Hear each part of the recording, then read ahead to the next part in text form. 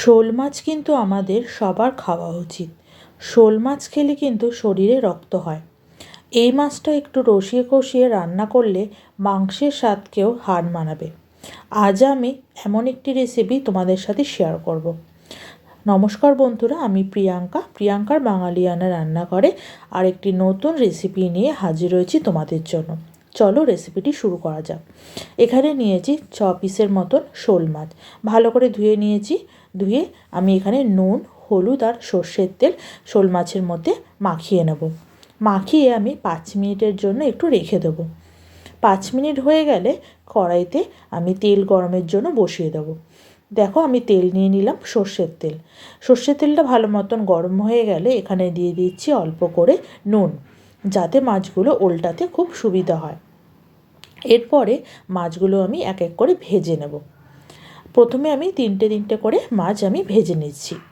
আর শোল মাছটা কিন্তু একটু লাল করে ভেজে নেব।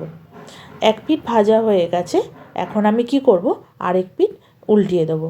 দেখো, আমি উল্টিয়ে দিলাম। এরপর এই 2 পিঠ ভাজা আমি লাল করে কিন্তু মাছগুলোকে ভেজে নেব।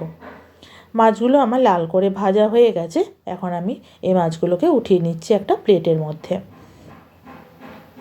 এরপরে কি করব, আরও 3টে মাছ আমি ওই তেলের মধ্যে দিয়ে দিলাম, ঠিক একইভাবে লাল করে ভেজে নেব।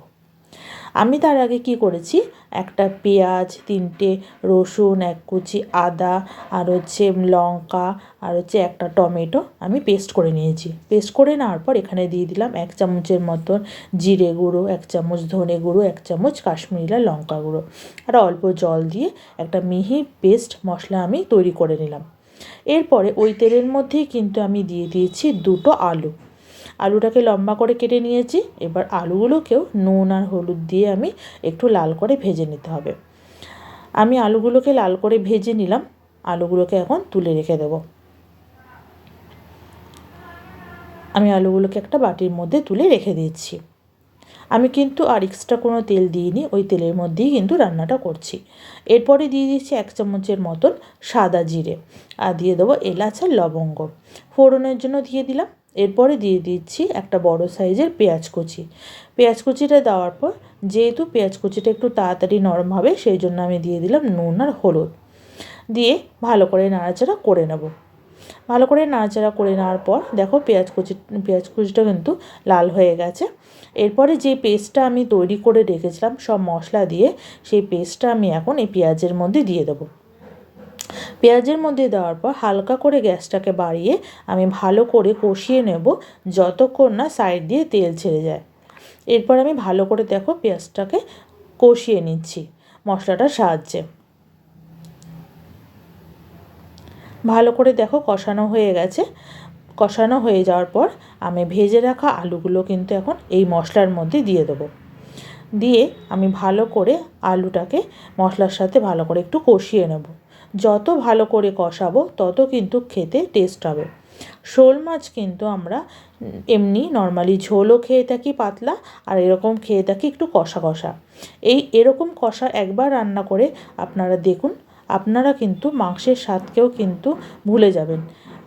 এরপরে দিয়ে দিচ্ছি অল্প করে একটু চিনিটা দেওয়ার পর আরও একটু 5 মিনিটের মতন মশলাটাকে কষিয়ে নিচ্ছি। একদম শুকনো করে দেবো মশলাটাকে কষিয়ে। মশলাটা দেখুন একটু শুকিয়ে গেছে কষাতে কষাতে। ভালো করে কষিয়ে নেওয়ার পর আমি কিন্তু গ্যাসটাকে এখন একটু কমিয়ে দিলাম। কমিয়ে কিন্তু মশলাটাকে কষিয়ে নিলাম ভালো করে।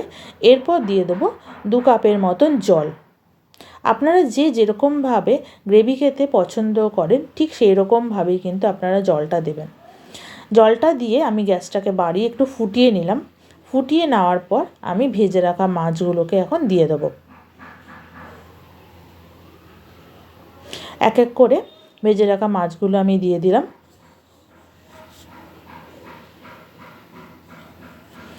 দিয়ে দেওয়ার পর আমি একটু ঢাকা দিয়ে রেখে দেবো। নুনটা এখনই আপনারা একটু চেক করে নিতে পারেন। যদি আপনাদের নুন কম হয় মনে হচ্ছে, তাহলে এখনই দিয়ে দিতে পারেন। এরপরই দিয়ে দিলাম অল্প করে একটু গরম মশলার গুঁড়ো, আর দিয়ে দিচ্ছি ওপর দিয়ে ধনেপাতা কুচি। শীতকাল মানে ধনেপাতা কিন্তু আমাদের সবারই খেতে ভালো লাগে, আর যাদের খেতে ভালো লাগে না তারা এখানটা স্কিপ করে যাবেন। আমি একটু ধনেপাতা দিয়ে ভালো করে একটু ফুটিয়ে নিচ্ছি। কালারটা দেখেছেন দারুণ এসছে। এই পর্যন্ত রেসিপিটি দেখা হয়ে গেলে আপনারা কিন্তু অবশ্যই করে একটা লাইক করবেন, শেয়ার করবেন আর কমেন্টে জানাবেন আপনাদের এই রেসিপিটি কেমন লেগেছে। গরম গরম ধোয়া ওঠা ভাতের সাথে এরকম শোল মাছের যদি কালিয়া থাকে তাহলে কিন্তু একদমই জমে যাবে।